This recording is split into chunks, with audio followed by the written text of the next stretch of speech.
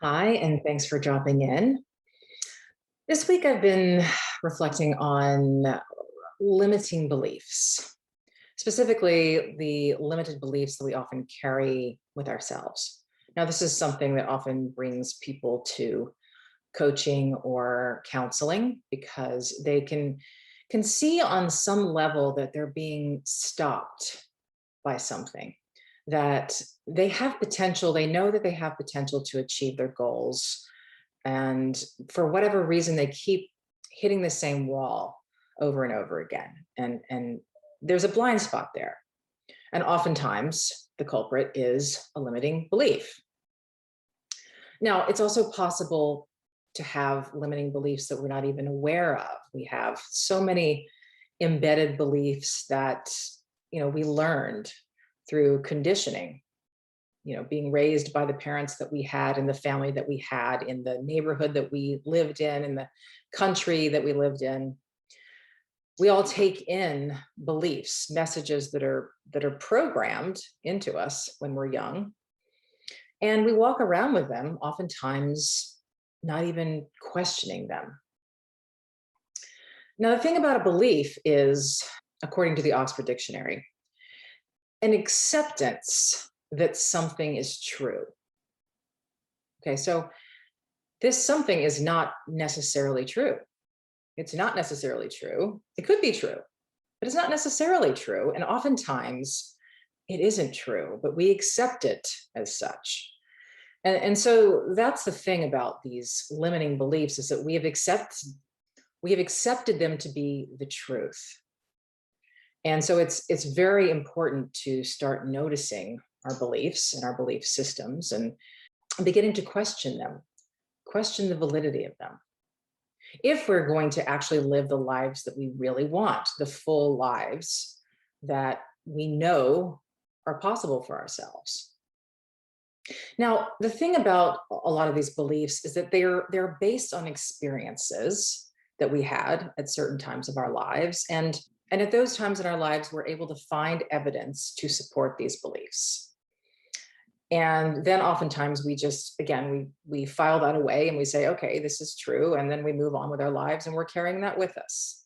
So a simple example might be, I'm bad at math. Now, it's possible that you struggled in math in school, in certain classes. It's possible that you didn't get great grades. It's possible that you had trouble on exams, doing math problems. And so as a result, perhaps you have this belief that you're bad at math.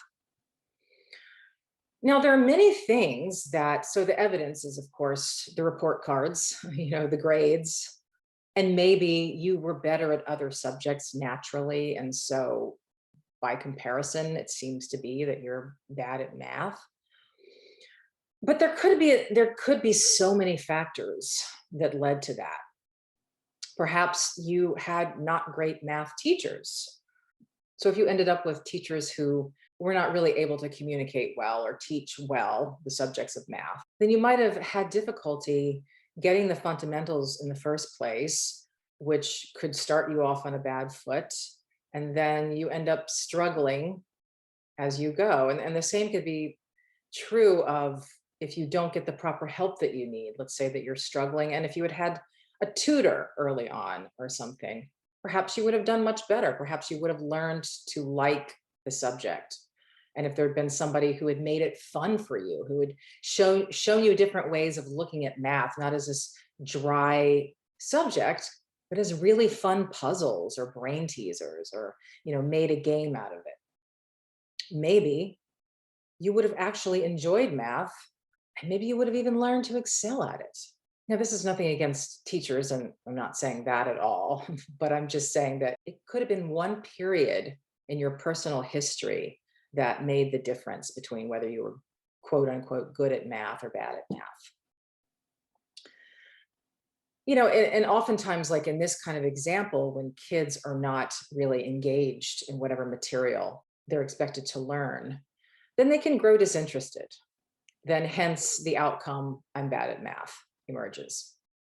Now, the thing about this is that there's all this evidence that we find to support this belief.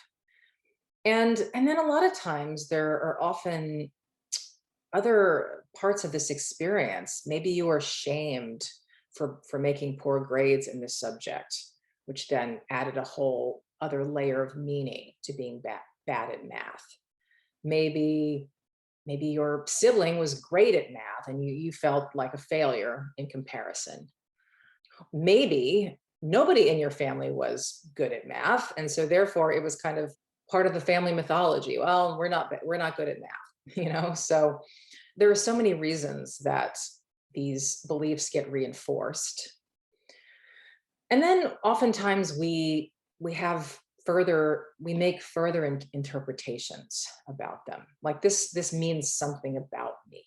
So because I'm bad at math, I'm never going to get a good grade on the SAT. I can never go to medical school. Or because I'm bad at math, I'll never be an astronaut. Or because I'm bad at math, dot, dot, dot. And so we continue to draw conclusions as to why this limitation is going to stop us in life. It's going to hold us back from something that may be a dream. But again, sometimes we don't even realize what these beliefs are that we're holding and how we might be holding on to them in a way that really isn't serving us. So there's a more neutral way to look at your experience with math. Now, I'm not saying that you're going to be a math genius. I'm not saying that at all, but I'm saying that maybe, just maybe, you're better at math than you think you are. It's possible.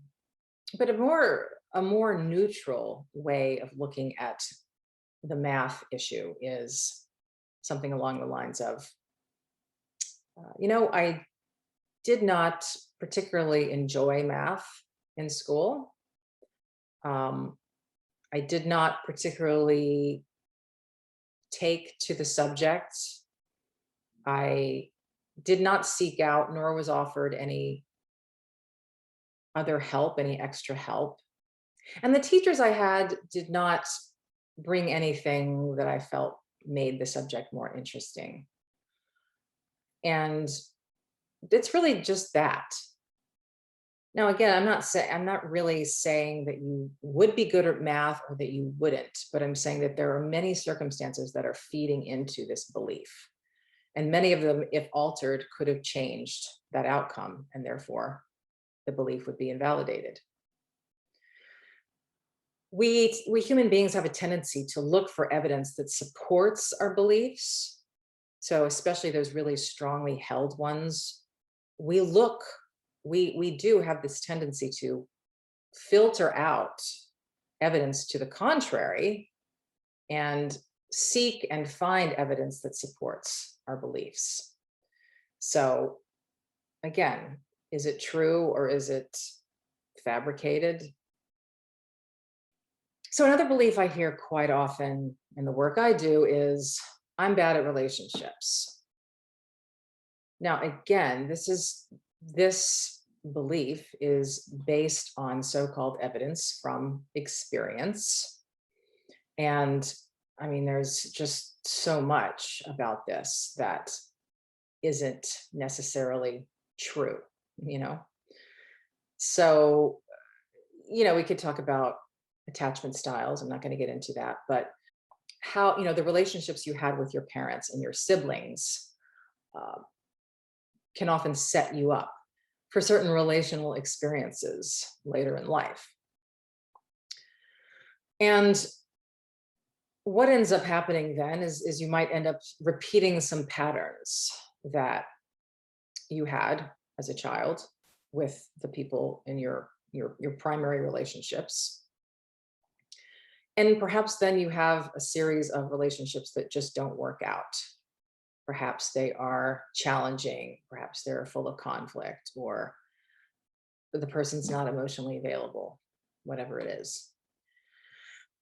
So you might start to form this belief, I'm bad at relationships. No matter what relationship I get in, it doesn't work out. So therefore, I must be bad at relationships. And then you start to create a belief system around that. Well, it has to do with my parents and this happened with them and I still have a not great relationship with them, or this dynamic still exists in my family and therefore this is who I am. I'm bad at relationships. Now, I think that this is good information, the relational dynamics that happened in your family. I think it's good information. It's kind of like, well, this is how you got to where you are now. But you don't have to be confined to that belief that you're bad at relationships. Because here's the thing, a belief is really just a thought, a story that we have been telling ourselves over and over again. So the story, I'm bad at relationships, is not the truth. I would look at it this way and say, you've had a series of relationships that did not work out. That does not mean you're bad at relationships, and it does not mean you can never have a healthy relationship. Maybe there's some things you need to look further into in a coaching or therapy situation. But it doesn't mean you're bad at relationships. It means that you're holding on to some beliefs that may be getting in the way of your being open to a new healthy relationship.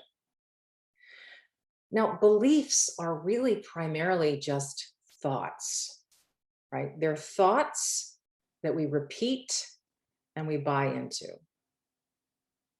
That's really it. Now, they come oftentimes with feelings that give them a certain charge, right? So if your belief is I'm bad at relationships, that comes with a pretty not great feeling. Well, for most people feel bad about themselves. They have shame around that, or they have, again, sadness or fear that they're going to be alone for the rest of their lives, or self-loathing. So the belief itself is just a thought that you've just repeated over and over and over again so many times that you take it to be true. But just like any thought, it's a thought, meaning it's not real, meaning it's up for debate. Now, if we were in a conversation together, I might ask you to tell me all the reasons that you are actually good at relationships. Now, because you're used to looking for evidence that you're bad at relationships, that might be a challenge. However, I believe if you started to actually look, you would be able to find evidence that you are good at relationships, because just because you're not in a relationship now doesn't mean you're bad at relationships and that you can never be in one. And furthermore, most people have to go through several relationships in order to find the one that clicks. Very few people just get lucky the first try. So all the meaning that you've added to this, that has fed into this belief, the meaning that, oh, I just can't get it right. And I always end up with these kinds of people. It's a storyline, it's a belief, and it's made up of thought. And thought is it's like a spark in your mind. It's not a concrete thing. It's just a poof of smoke, basically. The thing about thoughts, of course, is that they look real because, again, they're circling through our minds so many times. They repeat themselves. And so we tend to start to think that they're true. But I would recommend that you start looking at thoughts like that. And I say beliefs and thoughts because beliefs are made of thoughts, and question them a little bit. Is it possible that this is not true? Maybe it's possible that I'm good at relationships, or I could be good at relationships. Maybe it's possible that I'm not doomed in the relationship department. So I use relationships as an example, of course, but it's true of any belief that's limiting you, whether it's I'm bad at public speaking, or I'll never succeed because of A, B, and C. All of those things are beliefs. They're made of thought, which means that they're kind of like vapor or, little electrical impulses. They're they're not, there's no substance to them.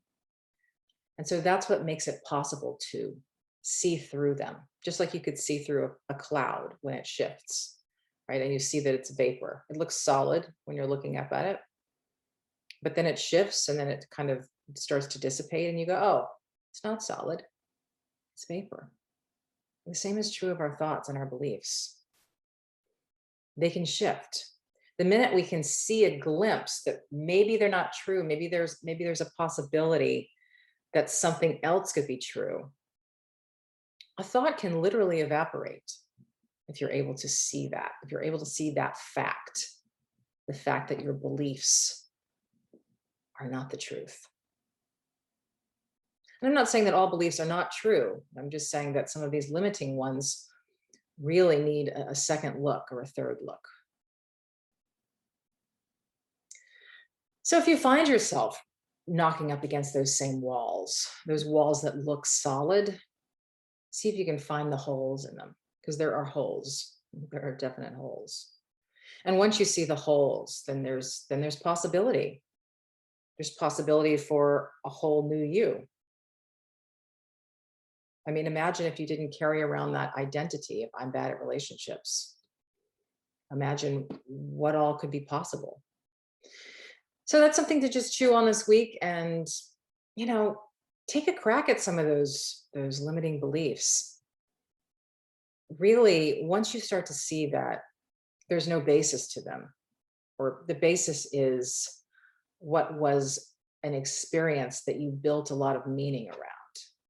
Once you start to see that, then things can really open up. All right. Well, hope you have a really great week, and I will look forward to seeing you next time.